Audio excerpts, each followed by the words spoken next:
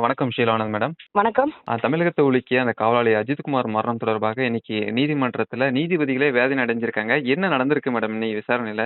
இது என்ன அப்படின்னு பார்த்தீங்கன்னா, சிவகங்கை மாவட்டத்துடைய மடப்புற கோவில்ல இருந்த ஒரு காவலாளி அஜித்குமார், வயது 29. அவர் மேல நிக்கிதா என்ற ஒரு பேராசிரியர் நகை திருட்டு புகார் கொடுக்குறாங்க.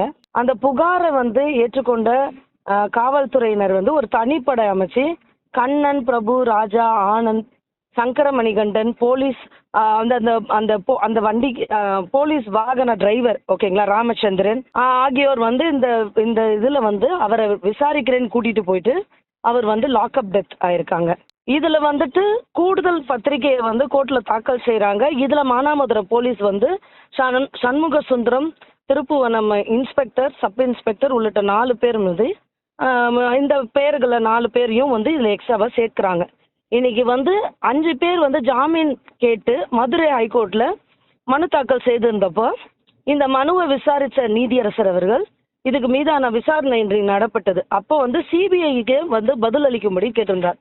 அதுல நீதியரசர் இந்த நிக்கிதா அவர்கள் புகார் அளித்தது சரியா அப்படின்னு கேட்குறாங்க. அதற்கு சிபிஐ தரப்புல இல்ல, அது இந்த புகார்ல உண்மை இல்லைன்னு சொல்றாங்க. அப்ப அஜித்குமாரோடைய உயிரிழப்பு காவல் மரணமா அப்படின்னு கேட்கும் பொழுது ஆமா அப்படின்னு சொல்லும்போது நிக்கிதா மீது ஏன் இன்னும் நடவடிக்கை எடுக்கல அப்படின்னு கேக்குறாங்க. அது போல இதுல ஒண்ணுமே இல்லாத ஒரு வழக்குல இல்ல அதுதான் மேடம், நிக்கிதா மீது ஏன் வழக்குன்றது இல்லாம இருக்கு, என்ன காரணமா இருக்கலாம் மேடம் இந்த இடத்துல?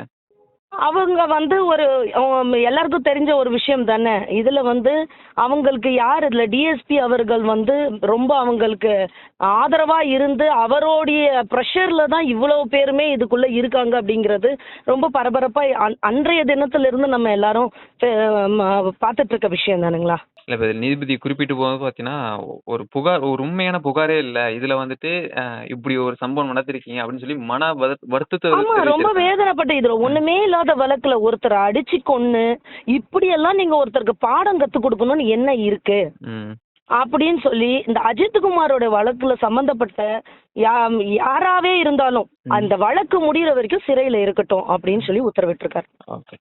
இப்போ இது மாநில அரசே விசாரிச்சிருந்தாங்க அப்படின்னா சிபிஐ வசம் போகாம இருந்து என்ன நடந்திருக்கும் மேடம் இந்த வழக்குல? சில அவங்களுடைய பேரண்ட்ஸ் யாரையாவது பேசி இதை சுமூகமா முடிக்கிறதுக்கு உண்டான ஏதாவது நடவடிக்கைகள் எடுத்திருக்கலாம்.